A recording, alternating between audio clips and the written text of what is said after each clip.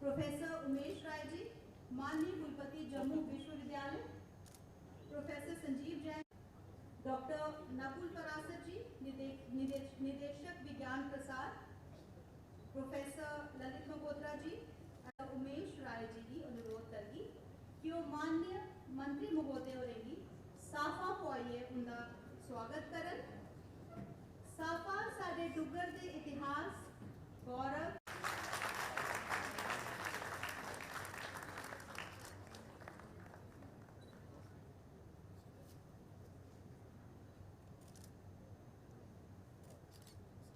उनमें प्रोफेसर संजीव जैन होरेंगी अनुरोध करन।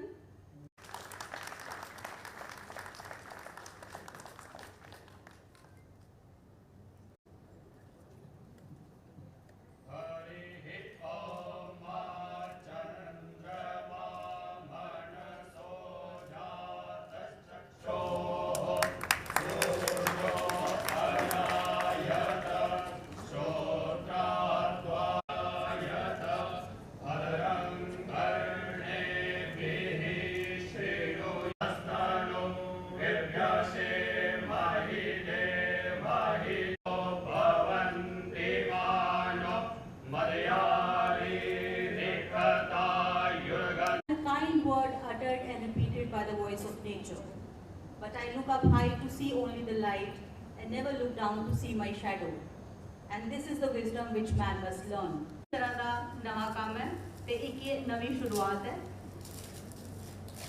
आने वाले समय we are going to have much more accomplishments and achievements under this SCOPE project.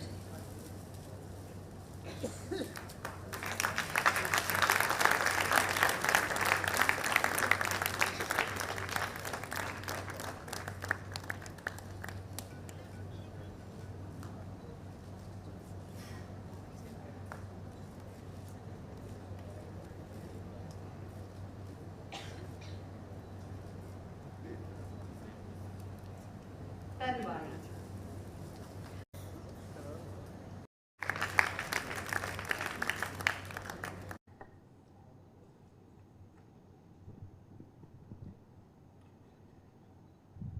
Jammu विश्वविद्यालय के कुलपति प्रोफेसर उमेश राय जी,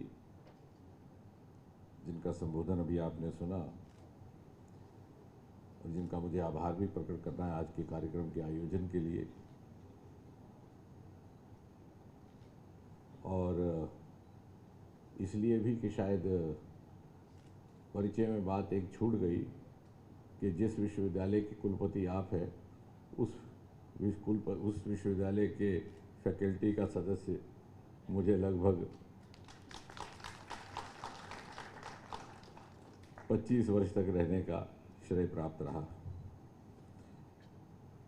केंद्रीय विश्वविद्यालय के प्रोफेसर संजीव जैन, जिन्होंने इस पत्रिका के निर्माण में सहयोग किया है और जिस प्रकार हमने एक इंटीग्रेटेड अप्रोच लेकर के चले हैं पिछले 1-2 वर्ष से, उसका एक ये उदाहरण है कि विज्ञान की सामग्री का गठन वहाँ हुआ और डोगरी के लेखन का सहयोग इस विश्वविद्यालय से प्राप्त हुआ। प्रोफेसर ललित मंगोत्रा विज्ञान से भी संबंधित हैं और डोगरी से भी, और दोनों ही क्षेत्रों में एक बुद्धिजीवी और विद्वान के रूप में माने जाते हैं। मेरे साथ दिल्ली से आए हुए नकुल और मेरे सामने बैठी हुई अनेकों विभूतियाँ, हमारे पूर्व कुलपति प्रोफेसर मनोज धर, डोगरी के लेखन से जुड़े हुए जितेंद्र उधमपुरी जी, डॉक्टर नरेश बाधा, डॉक्टर जसरोटिया, हमारे IIM के प्रोफेसर सहाय, IIT के प्रोफेसर गौड़, डॉक्टर नीलू मगोत्रा, नीलू नमित्रा, अंगूर राणा जी, जिन्होंने सेवानिवृत्त होने के बाद अपनी प्रतिभा का एहसास हुआ और अब डोगरी लेखन में मान्यता प्राप्त की है, और इस विश्वविद्यालय की डोगरी विभाग की प्रोफेसर शर्मा, जिनकी प्रमुख भूमिका रहेगी आने वाले समय में। आज का ये समारोह सच पूछिए तो बड़ा उत्सवमय समारोह। और मैं तो ये कहूँगा कि हम एक साथ एक एक नहीं, दो दो नहीं, बल्कि तीन तीन उत्सव मना रहे हैं। एक तरफ तो विज्ञान की महिमा और जय विज्ञान का उत्सव, दूसरी ओर डोगरी भाषा और डोगरी के साथ जुड़ी हुई संस्कृति सभ्यता का उत्सव, और तीसरी ओर इन दोनों की उत्सवों की रचना जिस बड़े आकार के अंतर्गत हो रही है उसका अमृत महोत्सव। और एक ही समय में जहां हम एक तरफ तो डोगरी के माध्यम से विज्ञान के प्रचार प्रसार का कार्य करने का प्रारंभ कर रहे हैं, वहीं साथ ही साथ 21वीं शताब्दी भारत की विज्ञान यात्रा का लेखन डोगरी भाषा और डोगरी लिपि में करने का भी एक प्रयास प्रारंभ हो रहा है। अब प्रश्न ये है कि क्योंकि हम सब शोध के विद्यार्थी हैं, विज्ञान से संबंध रखने वाले, तो प्रश्न ये कि ये पुस्तिका क्यों, इसकी आवश्यकता क्या, इसके पीछे का भाव क्या, लक्ष्य क्या, मकसद क्या। और दूसरा प्रश्न कि यदि इस पुस्तिका का रचना करनी ही थी तो फिर डोगरी भाषा में क्यों। अब जहां तक पहले प्रश्न का संबंध है,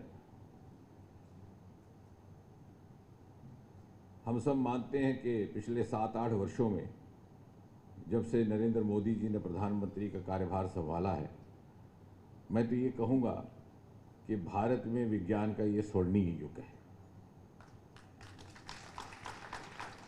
और चूंकि विज्ञान के 6, 7, 8 विभाग जो भारत सरकार में हैं, सबके साथ मेरा संबंध है।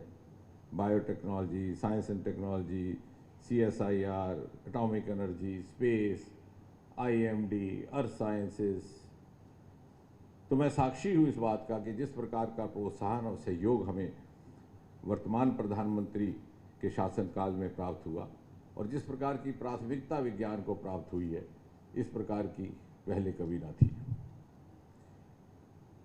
और न केवल प्रधानमंत्री मोदी ने विज्ञान को बढ़ावा देने के लिए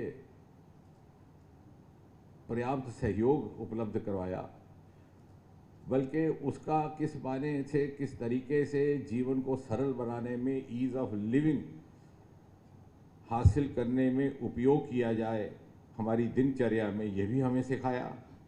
और साथ ही साथ भारत की विकास यात्रा और विश्व शिखर पटल पर पहुंचने के लिए किस प्रकार विज्ञान का रास्ता हमारे लिए उपलब्ध रहेगा, वो रास्ता भी दिखाने का काम उन्होंने किया। और जब हम अमृत महोत्सव की बात करते हैं तो मुझे विश्वास है कि 25 वर्ष के बाद सन 2047 में जब भारत अपनी 100वीं सालगिरह मनाएगा और शिखर पटल पर खड़ा होगा, तो निश्चय ही वहां तक पहुंचने के रास्ते की नींव और उसका आधार हमारी वैज्ञानिक क्षमता हो रहेगी, वैज्ञानिक प्रतिभा रहेगी। और ये बात माने केवल कहने मात्र में नहीं कह रहा, क्योंकि हमें सिखाया गया एविडेंस बेस्ड तर्क रखना, जब भी शोध करना, जब भी अनुसंधान करना। अक्सर आजकल हमें अध्ययन करने का समय नहीं रहता। सोशल मीडिया, सुबह उठते ही हम पहले देखते हैं व्हाट्सएप में कौन कौन से मैसेजेस हैं। पुराने ज़माने में पुस्तकों का अध्ययन होता था, सोते वक्त भी होता है। आजकल सोते वक्त कोई मैसेज ना छूट जाए और उठते ही ना छूट जाए, उसकी चिंता ज़्यादा सताती है। लेकिन यदि आप पीछे देखें तो कितनी अद्भुत यात्रा रही है भारत के विज्ञान की यात्रा। केवल आप एक क्षेत्र की तरफ देख लें, अंतरिक्ष का। जब भारत ने अपना अंतरिक्ष का कार्यक्रम प्रारंभ किया सन 50 और 60 के दशक में, बहुत ज़्यादा साधन नहीं थे हमारे पास, सुविधाएं भी नहीं थी, सरकार की प्राथमिकता में भी नहीं था। हम इस तरह की बात करें तो विश्व व्यंग करता था मैं तो ये कहूँगा कि आज का दिन, संक्षेप में ये कहूँगा कि आज का दिन एक बड़ा ही उत्सवमय दिन है, जहाँ हम एक नहीं, दो नहीं, बल्कि तीन उत्सव मना रहे हैं। एक तरफ विज्ञान की महिमा और जय विज्ञान का उत्सव, दूसरी तरफ डोगरी भाषा और उसके साथ जुड़ी हुई संस्कृति सभ्यता का उत्सव, और तीसरी ओर इन दोनों उत्सवों को जिस आकार के अंतर्गत मनाया जा रहा है, मोदी जी के द्वारा दिया हुआ अमृत महोत्सव। और जैसे बार बार मोदी जी का ये कहना है कि क्षेत्रीय भाषाओं में, मातृभाषाओं में विज्ञान का प्रचार प्रसार अध्ययन अनिवार्य है, उसका एक ये भी कारण है कि जिस प्रकार अगले 25 वर्षों में तेज़ गति से प्रगति करता हुआ भारत विश्व पटल पर जाकर के खड़ा होगा, तो वो प्रगति पथ की नींव, आधार विज्ञान, टेक्नोलॉजी, नवाचार होने वाला है।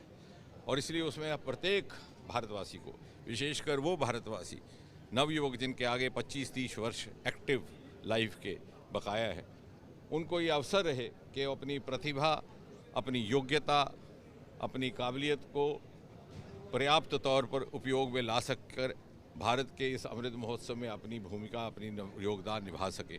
परंतु कहीं ऐसा ना हो कि किसी भाषा विशेष के ज्ञान के ना होते अथवा अंग्रेजी के ज्ञान के ना होते, यदि हम उनकी प्रतिभा से वंचित रह गए तो ना केवल वो अपना योगदान करने में वंचित रहेंगे, बल्कि राष्ट्र उनकी प्रतिभा से वंचित रहेगा। हमारे पास अनेकों ऐसे उदाहरण हैं कि क्षेत्रीय भाषाओं में तेलुगु मीडियम, गुजराती मीडियम में पढ़ कर के बच्चे अनेकों नए आयाम उपलब्ध कर रहे हैं, और किसी भाषा विशेष का विज्ञान से संबंध नहीं। ये प्रमाणित हो चुका है। रूस, चीन, जापान जिस प्रकार से बिना अंग्रेज़ी की जानकारी के उस शिखर तक पहुँचे हैं, लेकिन चूँकि भारत में एक विडंबना रही कि लगभग 200 वर्ष तक हम लॉर्ड मैकॉले की बनाई हुई एजुकेशन नीति पर चलते रहे, जिसमें परिवर्तन मोदी जी के नेतृत्व में 2020 में आया है। इसके परिणाम स्वरूप हमारा सारे का सारा पाठ्यक्रम, हमारी सारी की सारी टेक्स्ट बुक्स, हमारी सारी की सारी सामग्री विशेषकर विज्ञान में अंग्रेज़ी भाषा में लिखी गई। और इसलिए एक बहुत बड़ी चुनौती, चैलेंज ये भी रहेगा कि इसका अनुवाद अनुकूलता के साथ डोगरी भाषा में किया जा सके, ताकि अनुवाद में कोई कमी रह जाने के कारण डोगरी भाषा में किसी कंपटीशन में अपीयर होने वाले किसी युवती को किसी प्रकार की डिसएडवांटेज ना रहे। इसलिए हमने एक व्यवस्था स्थापित करने का प्रयास किया है। सेंट्रल यूनिवर्सिटी जम्मू की ओर से विज्ञान को लेकर के इनपुट्स उपलब्ध करवाई जाएगी, और चूँकि जम्मू विश्वविद्यालय देश भर में मात्र एक ऐसा विश्वविद्यालय है जहाँ पर के डोगरी का पोस्ट ग्रेजुएट विभाग है, इनके समन्वय से और इनके सहयोग से हम ये मासिक पुस्तिका निकालेंगे और धीरे धीरे विज्ञान की टेक्स्ट बुक्स को अनुकूलता से डोगरी में अनुवादित करने का भी काम करेंगे। सर, आज SSLV D1 का भी लॉन्च हुआ, आज़ाद की सेट भी, उसमें बच्चों का भी काफ़ी योगदान था, उसके बारे में क्या? मैं कहूँगा कि एक बहुत बड़ी उपलब्धि ये रही है मोदी जी के शासनकाल में कि विज्ञान को विशेष प्राथमिकता दी गई, बढ़ावा दिया गया कि ये एक पुरानी बंदिशों से मुक्ति प्राप्त की गई। उसमें एक अंतरिक्ष का विभाग था जो पहले अधिकतर गोपनीयता में काम करता था। मोदी जी ने एक बड़ा ही महत्वपूर्ण निर्णय लेते हुए आज से 2-3 वर्ष पहले इसको प्राइवेट पार्टिसिपेशन के लिए खोल दिया, जिसे मीडिया ने कहा था कि मोदी हैज़ अनलॉक्ड स्पेस। उसका परिणाम यह है कि लगभग 60 नौजवान स्टार्टअप्स इस समय इसरो में अपना नाम रजिस्टर करा चुके। अभी 4 ही दिन पहले इसरो की ओर से 6 इस प्रकार के स्टार्टअप्स को कुछ आर्थिक सहयोग भी दिया गया।